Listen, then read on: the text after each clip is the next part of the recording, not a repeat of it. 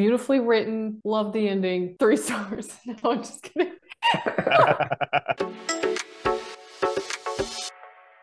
Hi, everybody. This is Hola. the Bookends. Happy 2023. We're doing a different book this time. This is how you lose the time war. This is by Amal El-Mohtar and Max Gladstone.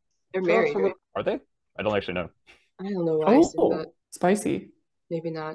We'll say that they are. We'll go ahead and just put that out there that they are married. Everybody else can fact check us on that. Yeah, Michael, give us a spoil-free book cover review. Yeah, what is this about? It's about these two time-traveling, basically spies slash saboteurs who go back in time and travel along like different threads of time, different multiverses essentially, and try to change the past so that their particular version of the future will take place. They're both under the command of separate sides whose futures have evolved. One's super technological and one's organic, mind melding, more like a hive mind. They go back in time and send messages to each other. The core of the book is that they're forming some sort of relationship through these secret messages that they send to each other through different points in time. Each chapter set up in the same way, where there's a very short section describing what one of them is doing at the time. And they're always in a different time period, a different thread. And then the other part of the chapter is the letter. This sounds pretty sweet. I like time travel stuff. I'll say ultimately the entire like time travel situation is just a motif to help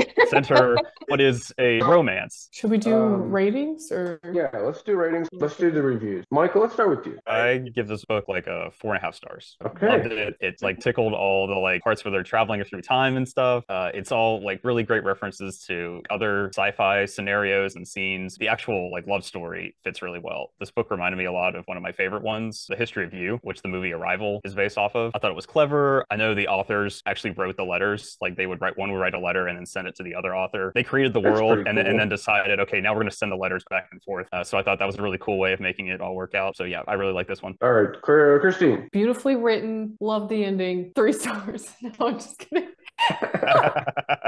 I remember when they first invented chocolate. Sweet, sweet chocolate.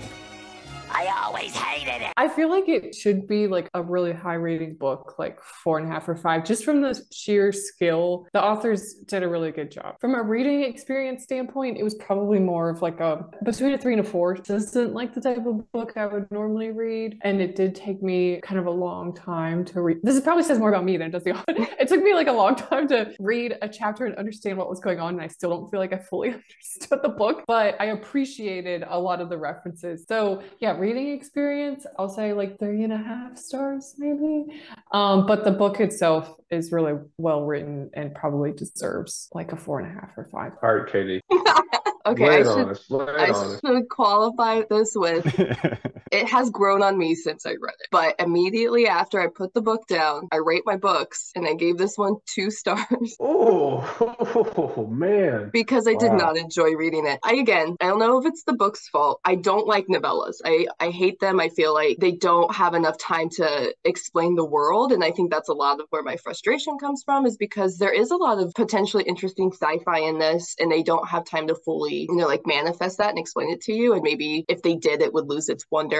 But I don't like that feeling of I don't 100% understand what's going on, which I think is intentional in this book. I also am very picky about my time travel. And the only way that makes sense to me is if you travel back in time, whatever happens there ends up causing what has already happened in the future. So if it is, it always will be, always has been, that kind of idea, like Slaughterhouse-Five or Interstellar. And they had some of that, but they also didn't. That really, I just didn't like that. But I thought the romance was cute. This was our first sapphic read. I mean, it was very, very creative, like both these guys have said. I just didn't enjoy reading it. Okay, fair enough. This one sounded pretty interesting. Honestly, like, I probably should have read this. Honestly, I'm having more fun talking about it than I did reading it. Was there any spice to this book? There were, I guess, a few occasions where they would see each other from afar. So yeah, I guess no actual spice. All right, so low spice levels. That will transition nicely into tropes here. I feel like there's some interesting tropes. We got enemies to lovers, forbidden romance, I guess age gap. Blue has definitely got to be older. We got sapphic love. Faded lovers. Romeo and Juliet. Telecommunication tropes, pen pal trope. Pen pal trope. Found family, maybe? found family. They find each other. Yeah. They don't really feel Like connected. connected. Yeah. They hate their job. You get this millennial hate your job trope. It's happily ever after. Okay. Anything else? Bye. Bye. Bye. Come Bye. back. Follow us. Yeah, come watch our BTLs and plot discussions and book summaries. All the things.